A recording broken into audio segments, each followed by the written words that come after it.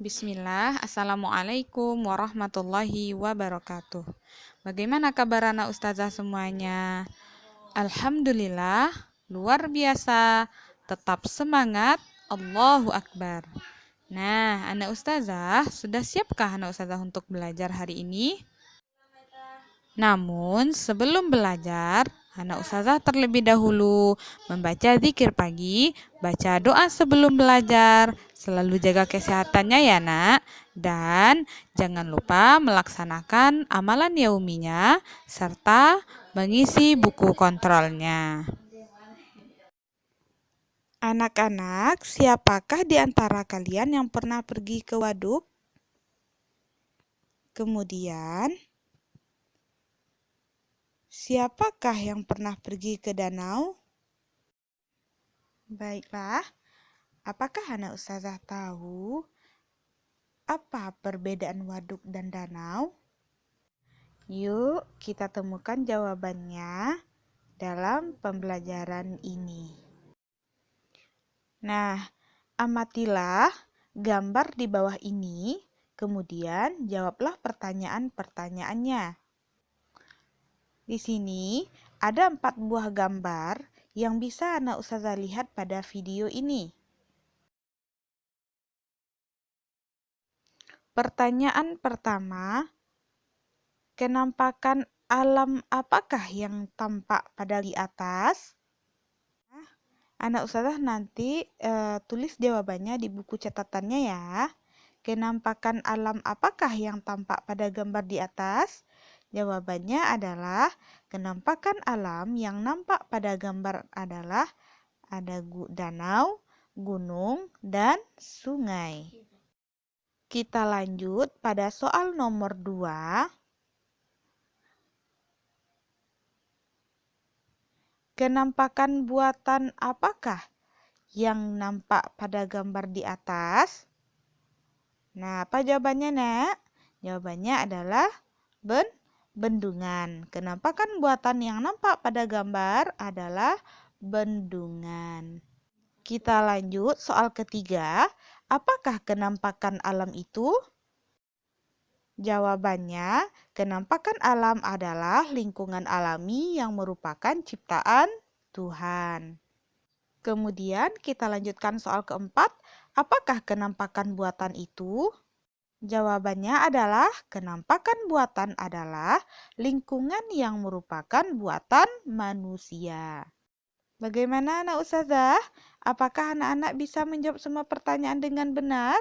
Nah, jawaban tersebut ditulis di buku catatannya ya. Selanjutnya,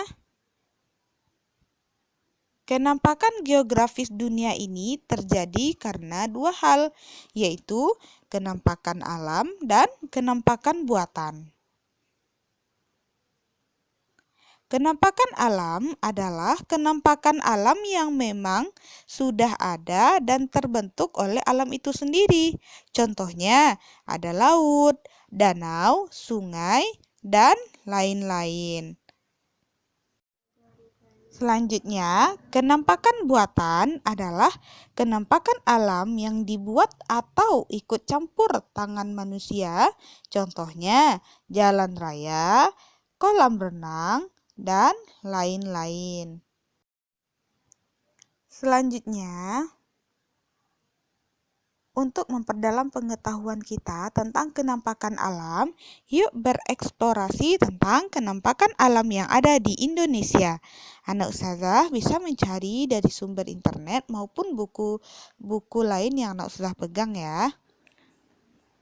Selanjutnya, agar kita paham tentang materi ide pokok, anak ustazah bisa lihat buku halaman 96 pada buku temanya sampai halaman 97. Yuk, anak ustazah cari ide pokok dari masing-masing paragraf. Nah, kalau sudah dapat, anak ustazah boleh cocokkan jawabannya dengan jawaban yang ada pada video kita. Baiklah, kita mulai.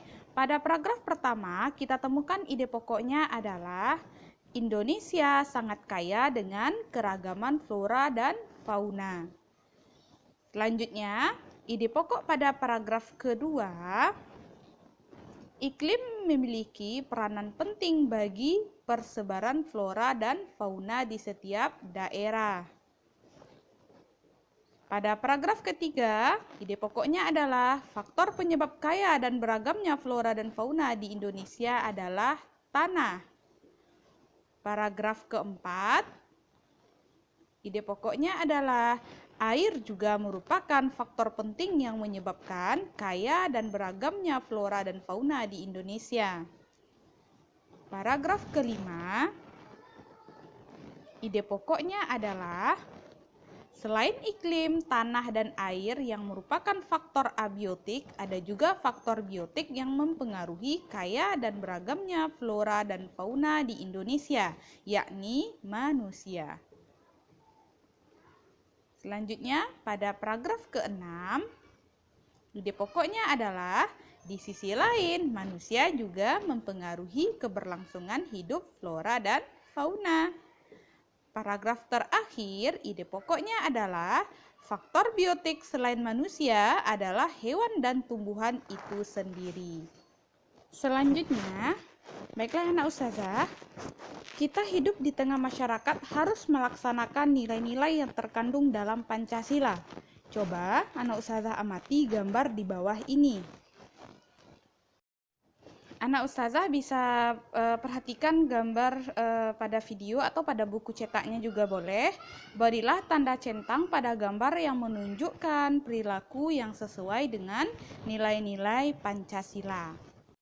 Silahkan ditulis langsung di buku temanya menggunakan pensil ya, agar nanti bisa kita hapus.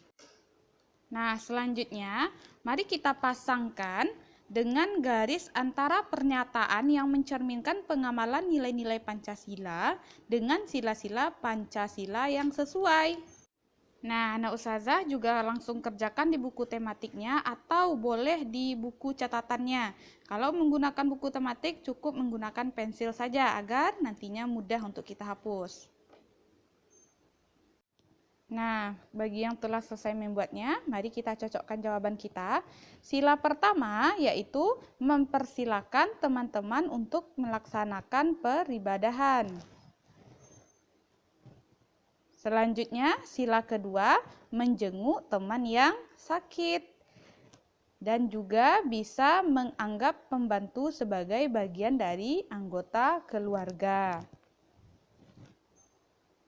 Selanjutnya, sila keempat, menggunakan hak pilih dalam pemilu.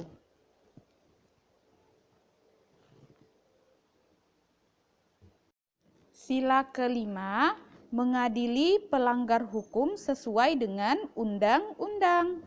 Selanjutnya, untuk sila ketiga, salah satu contohnya adalah belajar kesenian dari daerah lain. Nah, sudah lengkap ya. Selanjutnya, kita akan belajar tentang persebaran flora dan fauna di Indonesia.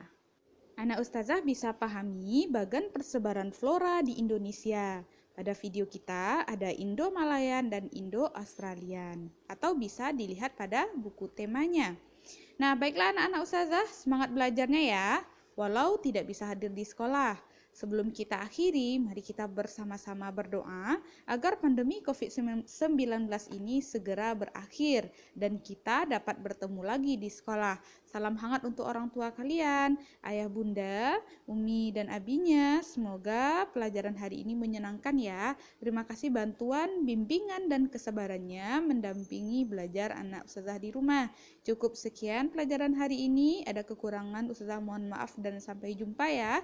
Kita tutup dengan doa kafaratul majlis. Subhanakallahumma wa bihamdika asyhadu an la ilaha illa anta astaghfiruka wa atubu ilaik. Assalamualaikum warahmatullahi wabarakatuh.